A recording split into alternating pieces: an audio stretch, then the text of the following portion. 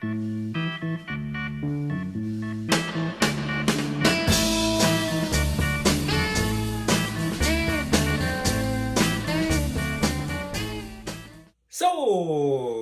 kitchen. And today, not one, not two, three recipes. We have salmon with anchovy garlic butter. We have roasted Brussels sprouts in garlic and a beeten tomato salad with scallions and dill. Tonight's lesson about food. Fish reminded me of a story with my brother and sister-in-law when they got invited to my grandparents who lived on the Grand Concourse in the Bronx. Not the concourse, the Grand Concourse. Not far from Yankee Stadium, but that's a whole other story where I used to go. But they wanted to honor my brother and sister-in-law. They said, "Oh, have you eaten?" And they said, "No." And he says, "How about tuna fish?" And my grandfather goes and pulls out a can of tuna fish and two. And my brother looks over and said, "Pop, can I see that can a second?" And he shows my brother and he says, "Pop, this is actually tuna for cats. It's cat food." And my grandfather said, "Huh, I wonder why it was being sold so cheap." So the lesson is, if a deal is too good to be true, read the label twice to make sure.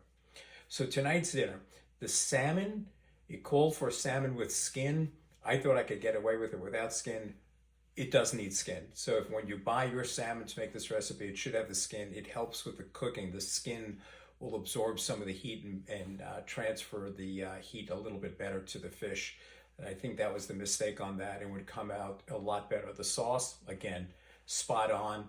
If you like garlic, add more. If you like that anchovy taste, add more. For the roasted Brussels sprouts, easy dish.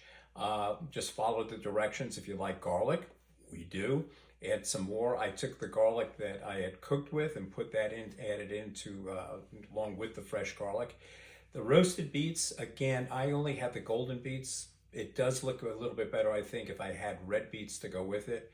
And the cooking time in the water, I would put more water in. And if it's small beets, probably the time frame was good. But if it's a bigger beet, which I had, it needed more time.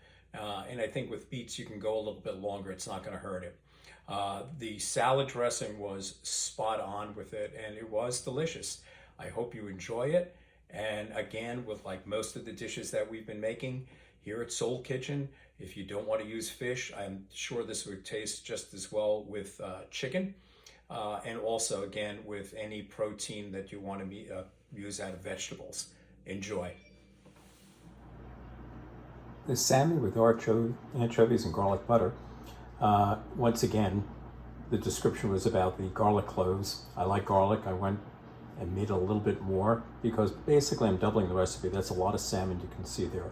What I didn't realize when I bought the salmon was it was skinless. I don't think it's going to affect the recipe much. I think it's more about it, once again, the flavorings from the garlic butter, and actually garlic anchovy butter.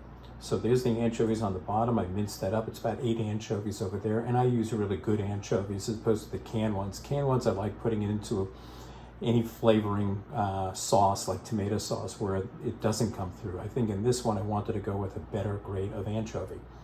And there's the parsley for decoration at the very end. When I put the anchovy butter in there, it's kind of like in one big lump. So I moved it around with a spoon just to make sure it all melted evenly. And there you can see it's bubbling up. So I'll be putting in the salmon, and this is on a medium as opposed to a medium high because I'm not doing the skin. But once again, I think the flavor should be okay, and I'll do it for 3 minutes with spooning the butter mixture on top of the salmon. You can see the garlic butter anchovy with anchovies bubbling up in between the salmon.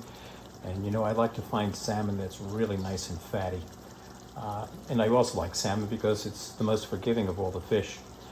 So just about 1 more minute and it'll go into the 400-degree oven.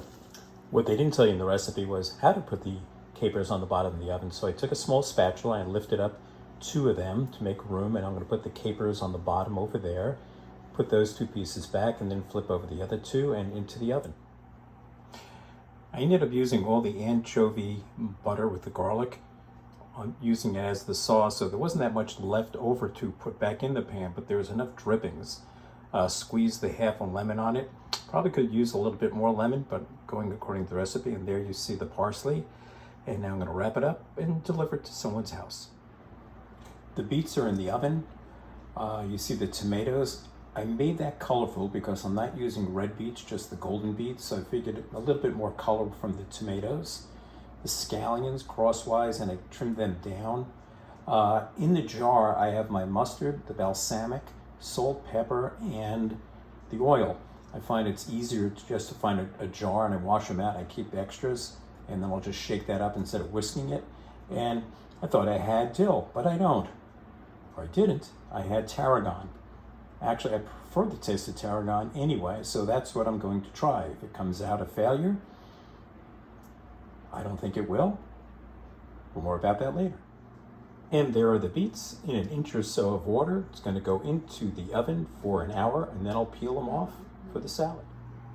A couple of things about the beets. It took a lot longer than 1 hour, and I would probably use a little bit more water next time, but more about that in my review. But it certainly does look pretty. The red beets, I think, would have been a good combination with the yellow beets, but at the same time, I think the tomatoes do add a nice color to it. Instead of arugula, I used a mixed green vegetable. I think it should be okay, and the dressing looks good. If you want easy, this is easy.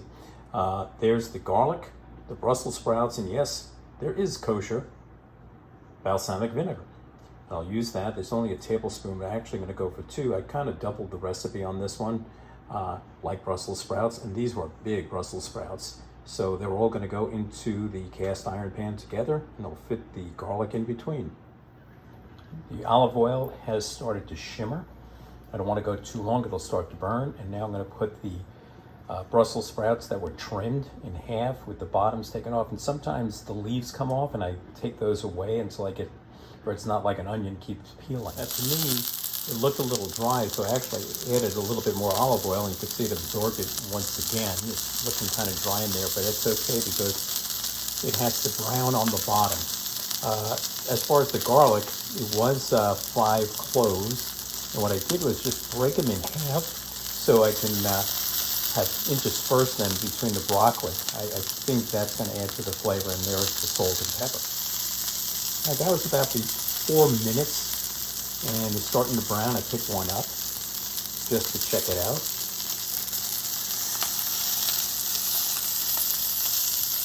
So that was hot. You can see it browning. Over there, I'm just showing the leaves. I'm not throwing them out after we're finished. You can always just throw them in a frying pan with some olive oil and crisp those guys up. There's no need to throw anything out. Okay, this is going to go in the oven and keep shaking every few minutes for 10 to 20 minutes. And then we add the balsamic, and that's done. Added my balsamic, salt, and pepper, and going to move all the Brussels sprouts into a bowl to serve, and remove the garlic, and put it in a separate bowl for those people that like to eat roasted garlic.